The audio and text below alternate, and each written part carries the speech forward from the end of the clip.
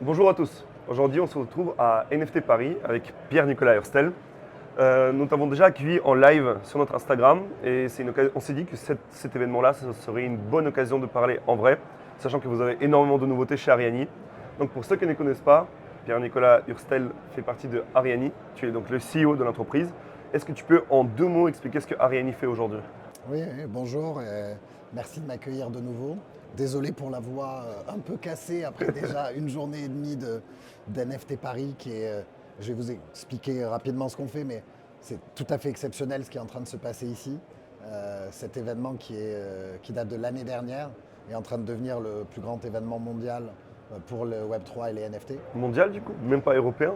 Ah bah pour moi non, là on parle de 11 000 personnes, on parle de tous les investisseurs de la planète sont là, tous les patrons de toutes les plus grandes collections sont là, de tous les plus grands jeux.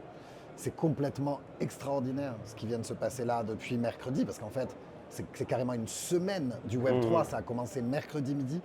Il y a des événements non-stop, partout des side events, tout Paris vibre, tous les meilleurs endroits sont réservés, honnêtement on dirait une Fashion Week pour le Web3, quoi. Donc c'est vraiment dingue. Donc Ariani, qu'est-ce que c'est? Ariani, c'est une solution d'engagement consommateur, d'engagement client destinée aux marques qui va permettre donc à des marques d'acquérir de nouveaux clients, d'engager des clients existants et de les retenir en utilisant des assets digitaux et des NFT.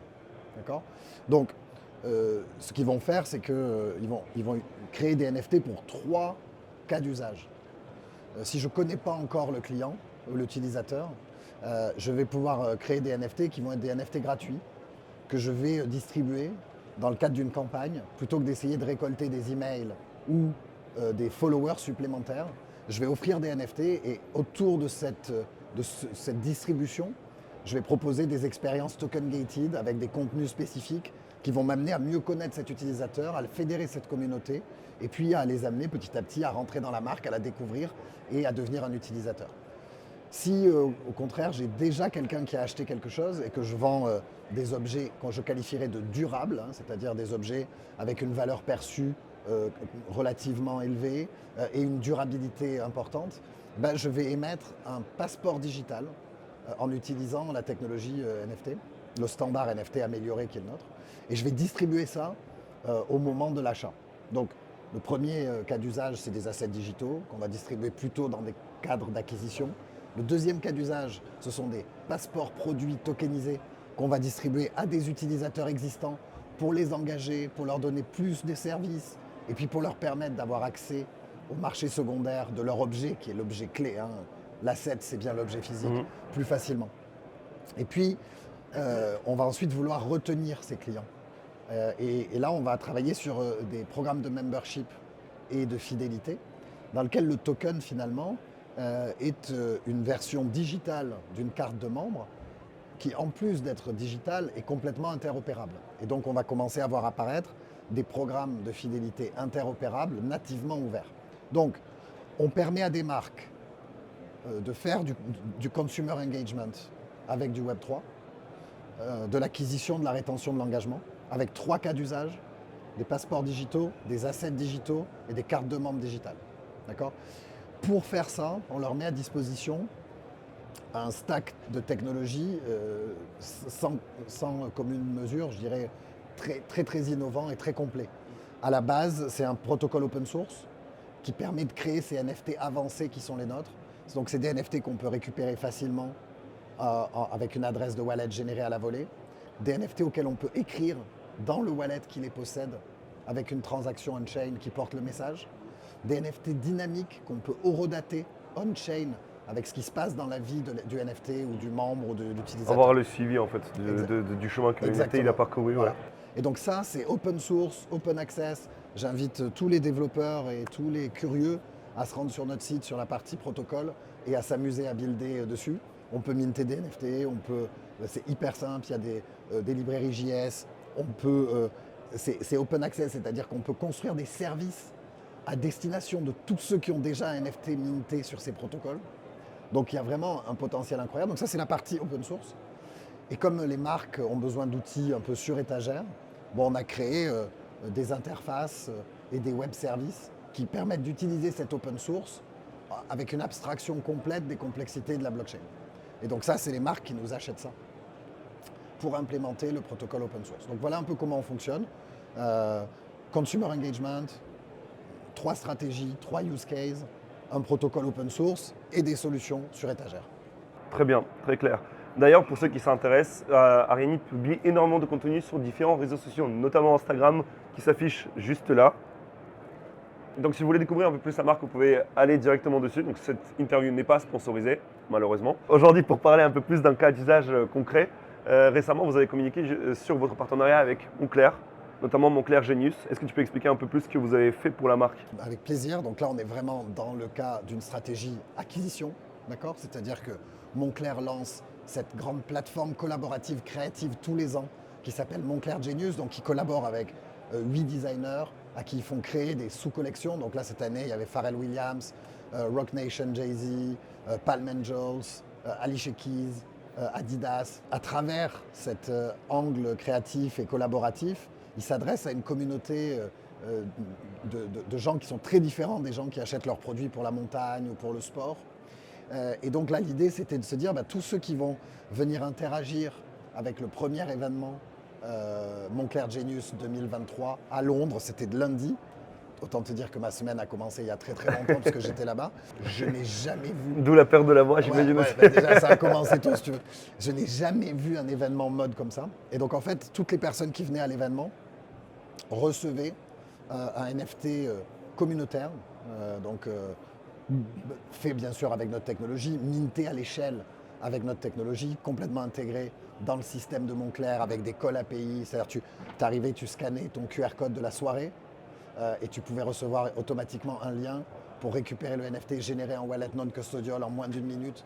Tout ça intégré avec l'agence et tout. Donc c'est ça aussi la spécificité de ce qu'on fait, c'est que c'est des API très robustes, qu'on est très intégrable avec des third parties. Donc pour une grande marque, tu vois, nous, on ne va pas faire la stratégie, c'est pas moi qui vais envoyer des emails, tous ces trucs-là, ou qui vais mettre à disposition des gens des QR codes ou des liens ou quoi que ce soit. Donc, on s'intègre. Et donc, ce NFT, c'est un NFT communautaire. Donc, il marque la présence dans la communauté des curieux de Genius. Donc, on a pu le récupérer là, mais on va pouvoir le récupérer d'autres manières. Et tous ceux qui ont ce NFT, eh bien, on va les inviter à avoir accès au drop des collections un peu en avance des autres. D'accord. Donc, voilà un exemple. Et alors, ce qui est important, si tu veux, c'est que pourquoi choisir nos NFT pour faire ça? Il y a plusieurs raisons. D'abord, ce que je t'expliquais à propos des API et de la connectibilité et le fait de pouvoir s'intégrer avec des agences comme ça à l'échelle. Ça, c'est la première chose. La deuxième chose, c'est qu'à l'intérieur de ce NFT, il y a une œuvre d'Anthony Tudisco qui est en 3D, qui est en film. Et donc, là, notre NFT, il supporte, si tu veux, ce type de contenu et ce type de format. Donc, c'est une vraie... il est minté sur Polygon. Les gens, ils vont pouvoir... Tu vois, Polygon, très bonne blockchain d'ailleurs. Ouais. Donc il est minté c'est-à-dire qu'il est minté en utilisant le protocole Ariani, mais sur Polygon. Donc si je veux aller l'échanger, si je veux, tu vois, je le vois dans n'importe quelle wallet, etc. Donc c'est quand même assez cool. Et puis, ce qui va se passer, c'est que maintenant, Moncler peut envoyer des messages dans les wallets de ces gens. Donc sans avoir besoin d'avoir une autre plateforme sociale, de les faire venir quelque part, d'avoir un token gated chat somewhere. En fait, ils peuvent les adresser directement. Et dans ces messages, on peut leur mettre des deep links qui sont nativement token gated. Et donc, quand tu cliques sur le lien depuis ton message dans le wallet, tu vas sur le site et tu es déjà enregistré, tu n'as rien à signer pour accéder à la vente avant les autres. Donc, tu n'as même pas besoin de t'abonner à une newsletter ou ensuite confirmer pour recevoir tous ces updates-là. Et à côté de ça, ça leur permet aussi de fidéliser les gens qui ont participé à ces événements pour les mettre toujours, pour donner cet avantage aux membres de la communauté, on va dire, qui est assez intéressant. Et par rapport justement à ça, parce que c'est un milieu, le Web3 et la mode, on voit de plus en plus de choses qui se croisent entre les deux.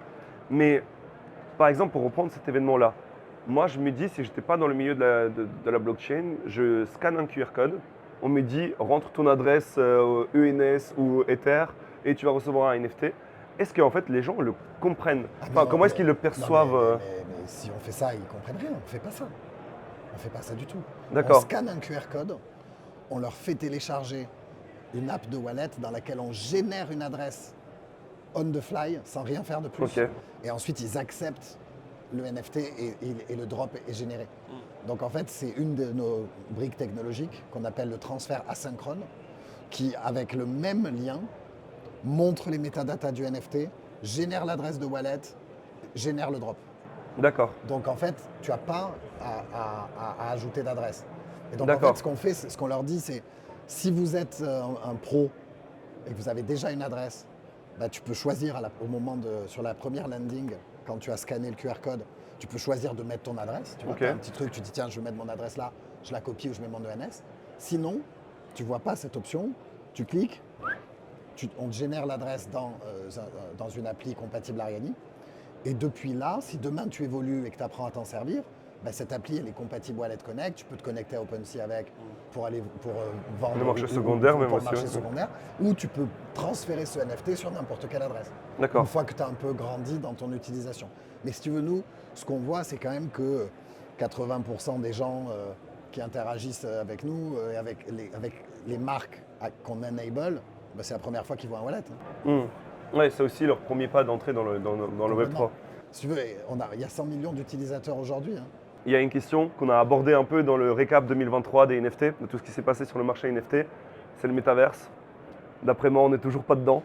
Mais toi qui travailles plus dans ce milieu et qui évolue dans ce milieu des NFT et le mot métaverse qui revient de plus en plus souvent, quel est ton avis sur le métaverse? Est-ce qu'on est dedans? Est-ce qu'on sera un jour dedans? Est-ce que c'est juste un buzzword? Est-ce que ça a été... Enfin, quand on a créé ce mot, ensuite on a trouvé des moyens d'emploi. Qu'est-ce que tu en penses? Moi, je ne pense pas qu'on puisse souhaiter un monde dans lequel on vit à poil chez nous, à travers un avatar habillé avec des fringues virtuelles qu'on a achetées, où on sort plus de chez nous et on a cette vie parallèle. Je pense que c'est souhaitable pour personne, ni pour la santé mentale des gens en général et des gosses en particulier. Donc moi, cette vision-là, j'ai un peu de mal. En revanche, le fait que dans le gaming, on est aujourd'hui une industrie qui vole les gens, littéralement, en leur vendant des artefacts qu'ils ne possèdent pas, ça pour moi c'est insupportable. Donc quand on est joueur, le fait d'avoir dans ces environnements immersifs dans lesquels on joue, la possibilité de posséder vraiment ses actifs et de ne pas acheter des trucs puissants fond qui à la nouvelle version de FIFA ou à la nouvelle version de je sais pas quoi sont wiped out et il faut racheter des trucs, ça pour moi c'est important. Donc je pense que le Web3 peut changer le gaming pour rendre cette industrie plus fair. Par ailleurs, je crois que les microverses, les éléments immersifs, les virtual stores, la mixed reality, l'augmented reality, tout ça va profondément changer la façon dont on interagit avec des sites internet et avec le monde réel. Et ça m'intéresse beaucoup.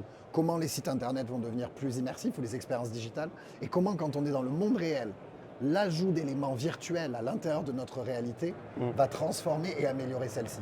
Donc pour moi, si le métaverse c'est nous là et puis des trucs virtuels, ça m'intéresse. Si le métaverse c'est plus personne dans les rues et tout le monde derrière son casque et on vit une vie parallèle, je suis pas chaud.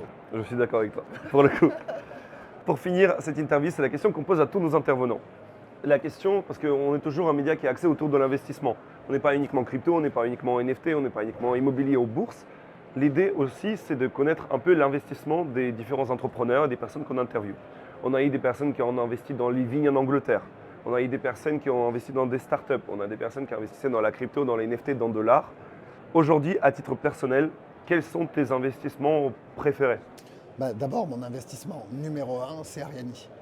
Donc à la fois le token ARIA20, qui est le token qui supporte notre protocole open source. Donc j'ai une grosse exposition évidemment à ce token-là et aux actions d'Ariani. Pourquoi? Parce que je mets toute mon énergie tous les jours et que j'ai une équipe incroyable, on est 50 maintenant, à faire fructifier les investissements de nos investisseurs et de notre communauté. Donc moi je crois d'abord et premièrement à ça. Et donc l'essentiel de ce que je possède, je l'ai mis là-dedans. Ça c'est la première chose. La deuxième chose, c'est Ethereum. C'est pour moi l'infrastructure de l'Internet de la valeur. Donc ma plus grosse exposition en crypto, c'est des ETH. J'ai un petit portefeuille de NFT qui honnêtement n'a pas été construit pour trader. C'est-à-dire que je suis généralement rentré dans des collections avec un ou deux NFT, généralement la plupart du temps avec un que j'ai jamais voulu revendre parce que je suis content d'être dans les communautés. Donc ça, je ne sais pas si je peux vraiment considérer ça comme un investissement. Ok. Et ensuite, j'ai quelques investissements dans des startups.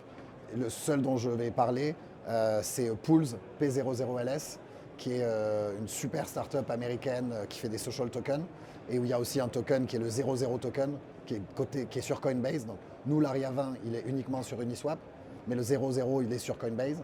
Et donc là, j'ai un peu d'exposition au 00 token. Je suis rentré en seed et je crois énormément à l'équipe. C'est des mecs, ils sont incroyables. Ils ont fait déjà les social tokens d'Ayam, de Ronaldinho. Franchement, c'est ouf.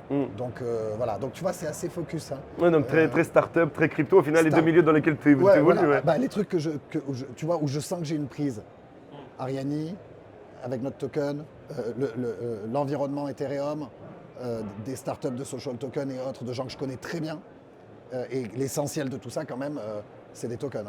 Hein. Donc à 85%, c'est de la crypto. Bon, on arrive à la fin de cette interview. Avant de nous quitter, déjà abonnez-vous, c'était sympa. Merci déjà Pierre-Nicolas. D'ailleurs, vous avez sorti un rapport actuellement avec BCG. Ouais. Vous retrouvez le lien dans la description sur les passeports digitaux, justement.